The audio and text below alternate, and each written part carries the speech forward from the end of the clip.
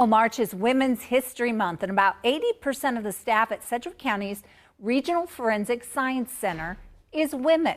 Here's a breakdown of the few of those roles. All 5 administrative positions are held by females. 6 of the 7 DNA scientists are women. 4 of the 5 drug chemists, women. Both firearms examiners, women. All 7 medical investigators, you guessed it, are women. And 6 of the 7 toxicology scientists are also women. KAKE's Hannah King is here now with this incredible story. That's right. First, let's break down what the center is. The Regional Forensic Science Center is made up of 1, the Office of the District Coroner, and 2, the Forensic Science Laboratories. 1 provides autopsies to determine how someone died, and the other functions as a crime lab, assisting with law enforcement. I followed a few of the scientists who make up the center around to see what exactly it is they do. Here's one. And it's sort of a unique facility because there aren't a lot like it in the United States where both of those functions are under the same roof. I oversee both the coroner's office and the forensic science laboratories. Dr. Shelley Stedman is the director of Sedgwick County's Regional Forensic Science Center. We're the district coroner's office, so we carry out medical legal death investigations, which, as you said, our primary mission is to determine the cause and manner of death. That is, how did people die? Why did they die? On the other side, we're interested in assisting in criminal investigations and adjudicating cases, and that's what our primary function is for the forensic science laboratories. We receive evidence involved in criminal investigations, and we can carry out a variety of forensic disciplines, anything from toxicology to DNA testing, to help figure out what that evidence can tell us. Talents and skills and knowledge and education, everyone coming together for the common goal, which is what?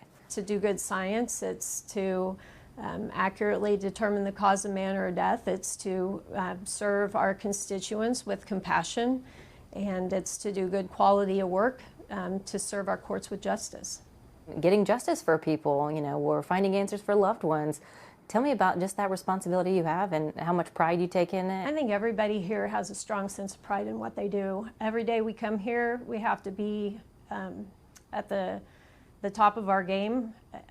I always felt like when I opened a piece of evidence that there was a strong sense of responsibility.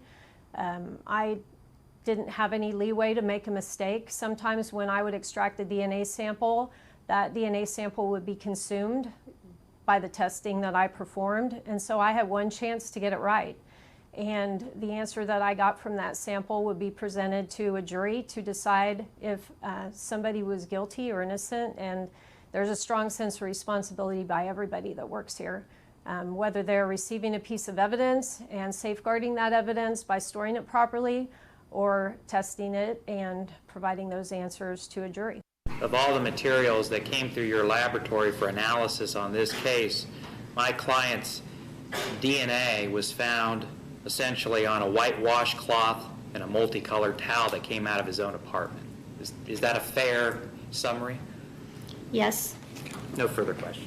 Around the same time when the Wichita State grads started applying for jobs, the building opened its doors. That was nearly 30 years ago. This is my 27th year. What keeps you going? Why do you keep doing it? We do our work until the work is done, not because we get paid any overtime. So I think the people around me have continued to motivate me.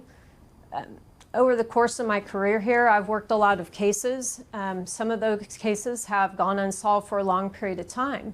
But as technology has advanced, especially with some of the new technology with genealogy testing, I've had the pleasure of seeing investigative leads many, many years later and getting to see those cases come to their final conclusion and get to go back and provide expert witness testimony and trials on those, and that's been incredibly rewarding. Is that because you get to see, murders get solved finally, or rewarding because, finally someone's getting charged and arrested and sentenced for something they did 30 years ago and they thought they were going to get away with it? How is it rewarding to you?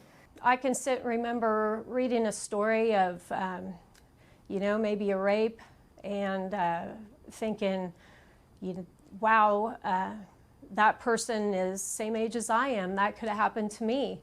Or running DNA on some skeletal remains and thinking, maybe we'll never know who this is. And then 20 years later, putting a name to those bones, that's just pretty interesting.